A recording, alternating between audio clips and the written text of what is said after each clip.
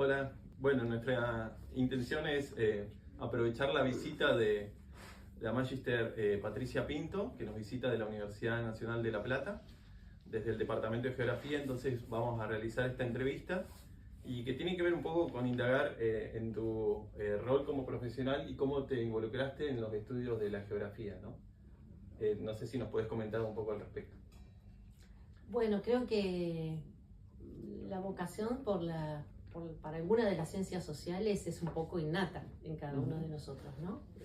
Es decir, esta preocupación por entender ciertos procesos en los que interviene la actividad humana, pero en particular la impronta que esas actividades tienen en el territorio fue lo que más me motivó a elegir la carrera de geografía.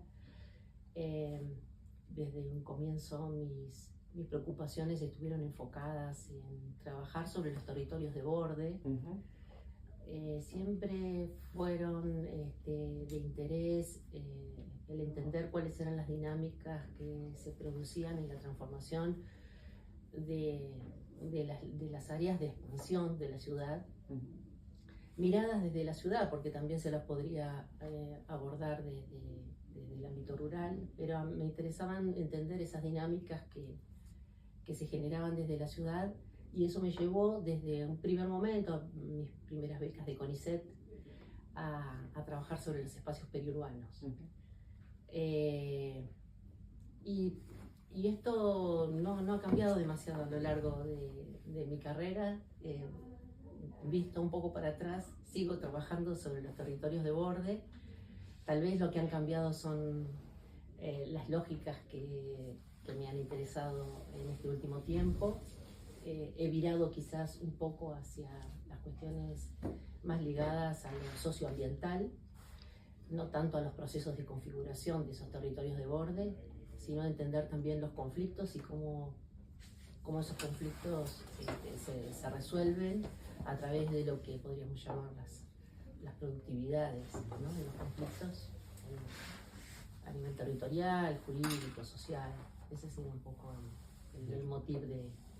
Está bien. Y en estos años de formación por ahí, ¿cuáles han sido por ahí los intelectuales o investigadores o geógrafos o no geógrafos que te han influenciado, te han marcado un poco en tu devenir como académica? Bueno, yo creo que como la mayoría de quienes hacemos geografía urbana, porque yo me reivindico como una geógrafa de ese campo, de ese recorte disciplinar de la geografía, creo que las primeras influencias estuvieron dadas un poco por la sociología urbana francesa, digamos, ¿no? Los trabajos de Loikin, Lippietz, Topalov, Alan Turing, bueno, el propio Castells, que se formó con los sociólogos franceses, Lefebvre, fueron un poco aquellos que de alguna manera sentaron las bases para pensar unas lógicas de producción de la ciudad que hasta ese momento no venían siendo abordadas, ¿no? En términos de entender lo que era la producción del espacio, la forma de entender a las ciudades como un valor de uso complejo producido colectivamente por la ciudadanía. Bueno, me parecía que esas referencias fueron muy importantes para mis primeros años de la carrera, digamos, ¿no? Luego, en función de esto que te comento, no es que fue virando, sigo teniendo esas referencias teóricas siempre muy presentes, pero por supuesto que la geografía anglosajona también hizo aportaciones a mi gusto muy interesantes, ¿no? Los aportes de Edward Soya, bueno, ni que hablar de David Harvey, Neil Smith, bueno, Theodore Pecky Brenner,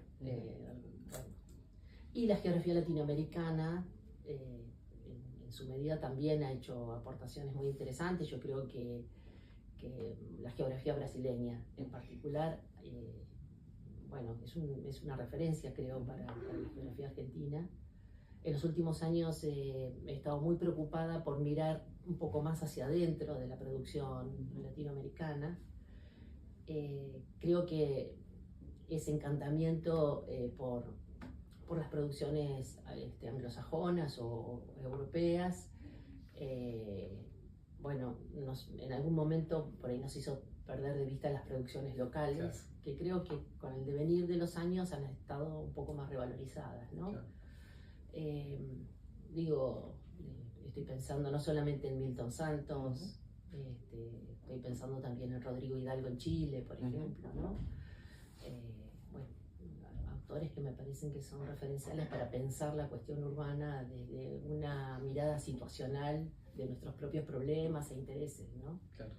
Y finalmente diría que la ecología política latinoamericana también ha hecho aportaciones muy interesantes para entender muchos de los conflictos socioterritoriales que tenemos en el marco de lo que describimos como el extractivismo, y que nos ha permitido también encuadrar como prácticas extractivistas a algunos de los procesos de producción y extracción de rentas desde las ciudades, ¿no? Claro.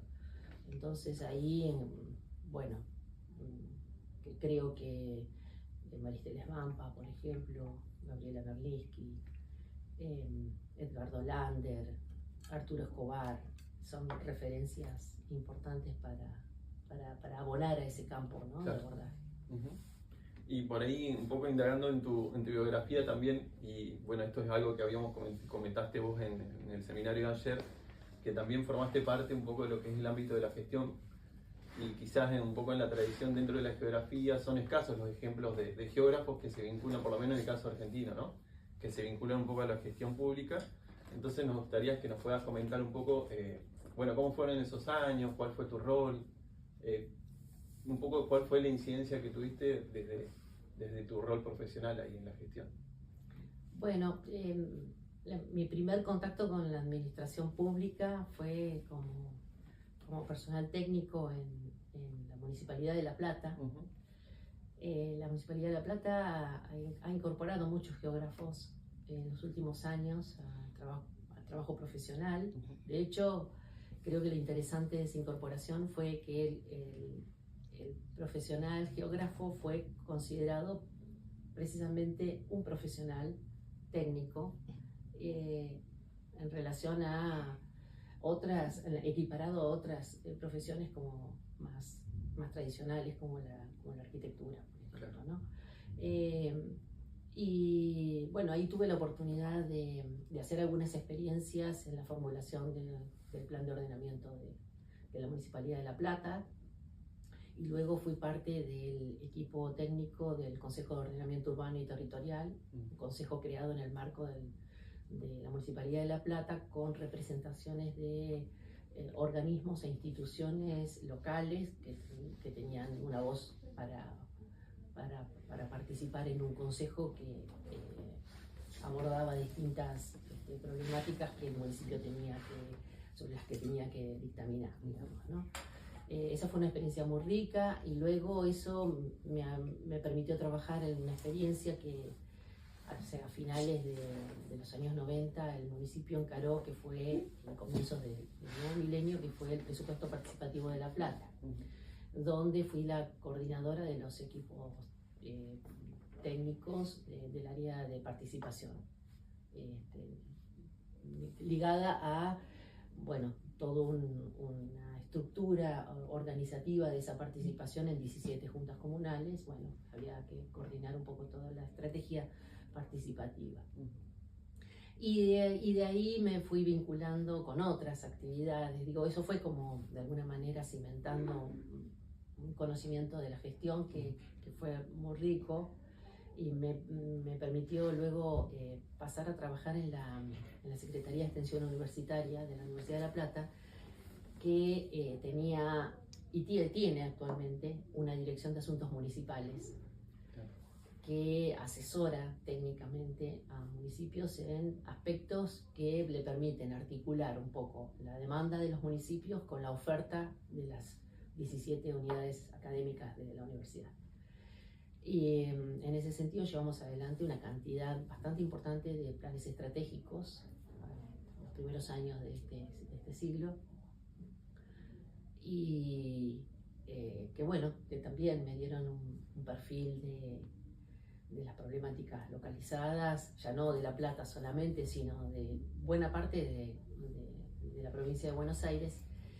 Y finalmente creo que eso me permitió luego trabajar en la Dirección Provincial de Ordenamiento Urbano y Territorial, claro. Teniendo un poco a cargo las actividades de planificación que de alguna manera comandaba esa dirección provincial con los 135 distritos de la provincia. Ese fue un poco mi recorrido. Claro. Hasta que en el año 2008 ya me dediqué exclusivamente a la actividad académica. Claro. Y por ahí en ese transitar que dentro del Estado, que fue amplísimo como vos comentás, ¿qué grado de incidencia tiene un poco la academia y su interpretación sobre los problemas en torno a la definición o a la configuración? O sea, ¿qué queda de todo esto que vos mencionás, ¿no? En torno a, no sé, tu rol dentro de extensión, dentro de la universidad, o por ahí esta definición de los planes? Bueno, a nivel personal creo que es un aprendizaje muy importante. Conversábamos ayer sobre la oportunidad de transitar los espacios de gestión de alguien como cualquiera de nosotros que habitualmente se mueve en un espacio académico, digamos, donde trabajamos muy en el plano de la teoría, claro. Y donde todo parece bastante más factible de lo que resulta ser en la realidad. Claro. Entonces eso le da un viso de realidad, de dificultades, de inconvenientes en términos del vínculo del organismo donde te desempeñás en su relación con otros organismos que también inciden en las decisiones que finalmente se toman. Claro. Entonces cuando después revisitas tu parte académica, te permite entender un poco mejor cuáles son las posibilidades y los límites que la gestión concreta ofrece, digamos, ¿no?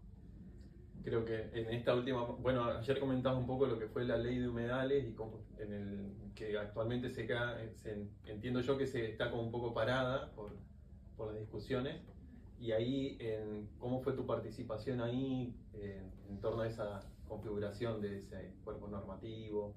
Bueno, ahí en realidad ya por fuera del ámbito de los ámbitos de gestión, esto tiene más que ver con un poco este recorrido de estos últimos 15 años, donde después de salir de la administración pública, tuve la oportunidad de sumergirme en una problemática que, por cierto, la traje de la administración pública. Un poco la frustración de no poder resolver algunas cosas desde ese ámbito de gestión me llevó a transformar un objeto de gestión en un objeto de investigación, ¿no? Y poder entender y dimensionar el problema, que me parece que en un punto era lo que le faltaba.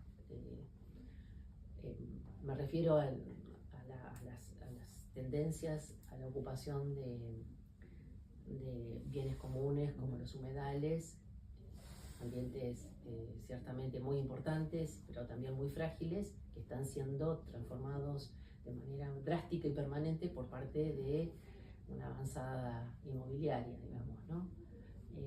Entonces, bueno, ese fue como el jalón inicial de ese recorrido, que terminó en mi deconstrucción como investigadora a tiempo completo y el inicio de mi transformación como una intelectual e investigadora anfibia, ¿no? Tratando de articular con con los sentires de los territorios y bueno, generar un conocimiento situado, co-construido con esos territorios, ¿no? Claro. Y a partir de ahí, esa interrelación tan fecunda con los casos, con los referentes territoriales, dio lugar a una participación en los espacios en los que se empezaba a discutir un proyecto de ley de humedales, ¿no? Sobre todo en el año 2015, 2016, que terminaría con el segundo proyecto que adquiere estado parlamentario. Claro.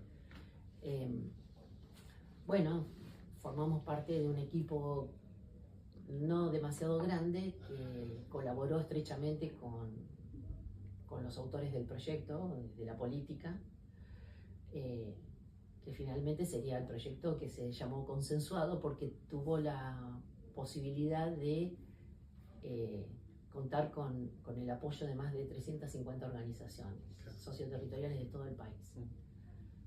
Lamentablemente,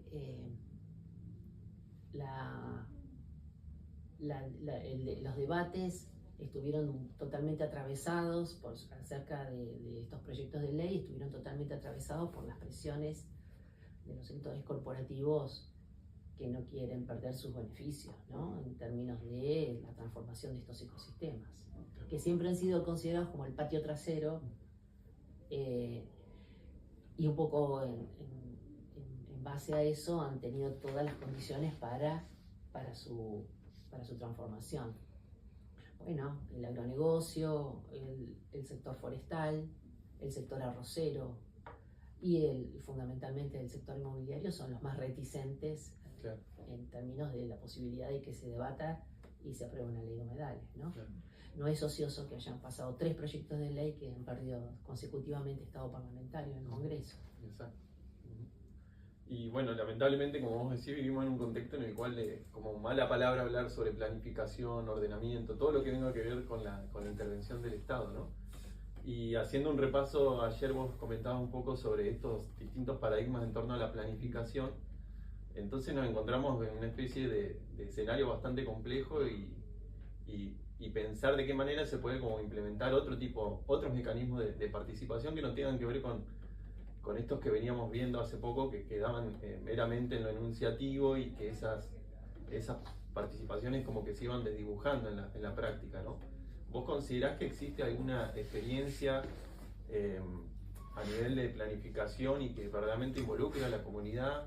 Bueno, esto claramente, todo este proceso que vos comentás, tiene el sustento y el acompañamiento de las organizaciones, ¿no? Pero a nivel local, a nivel municipal, por ahí ¿has visto alguna experiencia que sea relevante o que se pueda llegar a imitar, por ejemplo? Bueno, yo comentaba ayer el caso de Rosario. Yo creo que Rosario es el caso más exitoso de una experiencia que se inicia como un ejercicio de planificación estratégica y que deviene en una oportunidad de cambio real de las condiciones de la ciudad, ¿no? Rosario, si bien tiene todavía muchos problemas, sí, lo conocemos, pero son de otra índole. A nivel urbanístico ha tenido una transformación muy, muy virtuosa.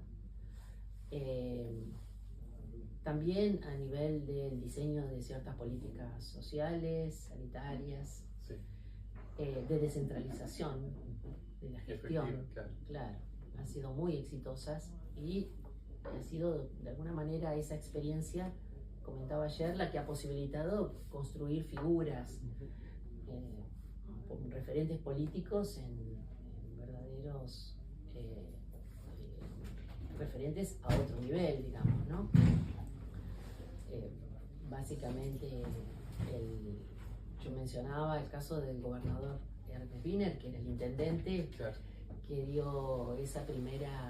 tuvo esa iniciativa de llevar adelante ese proceso de planificación, que fue tan exitoso que lo catapultó, digamos, a la escena provincial al principio y luego hacia la escena nacional, como una referencia, digo. Eso fue posible porque había una experiencia de gestión de la ciudad que había sido realmente muy, muy buena. Y ahora un poco cambiando de tema en relación a esas categorías teóricas con las cuales vos por ahí formás parte, ¿no? En torno a este concepto, por ejemplo, de extractivismo urbano, naturalezas neoliberales. ¿Hasta qué punto estas categorías por ahí son consensuadas, construidas a través de una comunidad científica? ¿Y cómo se ha hecho como para discutir y validar empíricamente esas definiciones? Si vos tuviste resistencia o no dentro de la academia, ¿cómo ha sido ese proceso? Yo no. En realidad, esta categoría teórica del extractivismo urbano inmobiliario es como el resultado de un proceso que inicia con una categoría inicial que apareció como una forma de caracterizar un fenómeno emergente. El primero que lo utiliza fue Enrique Viale, conversando con Maristela Svampa. Siempre Maristela me dice, yo al principio estaba muy reticente al uso de la palabra extractivismo, porque me parece, viste, cuando empezás a calificar a todo bajo ese mote, bueno, termina como diluyéndose la potencia ontológica de eso, ¿no? Pero luego, volviendo a conversar con Maristela, justamente en ocasión de la presentación del libro Naturalezas Neoliberales, que yo le digo, bueno, es un concepto en construcción, una siempre tiene como temor a ponerle nombre a las cosas.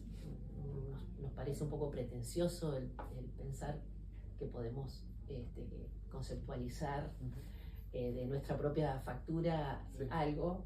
Y me dice, no, ya tiene densidad teórica. Ya tiene densidad. Sí, y hay apropiación por parte de los grupos. Y lo fundamental es que tiene apropiación por parte de quienes. Hoy, por ejemplo, Mar del Plata está siendo presa de una avanzada extractivista muy grande bajo la gestión de Montenegro. Claro. Y están transformando un sector de la costa a partir de la construcción de torres de más de 35 pisos de alto. Y hay una resistencia importante de parte de la comunidad, y el argumento que esgrimen para confrontar con el municipio es el del extractivismo inmobiliario. Entonces, sí, cuando las categorías dejan de formar parte solamente del acervo de la academia y pasan a ser utilizadas bueno, es apropiada por la gente de a pie, me parece que es cuando cobran volumen, ¿no? Y adquieren sentido. Exacto.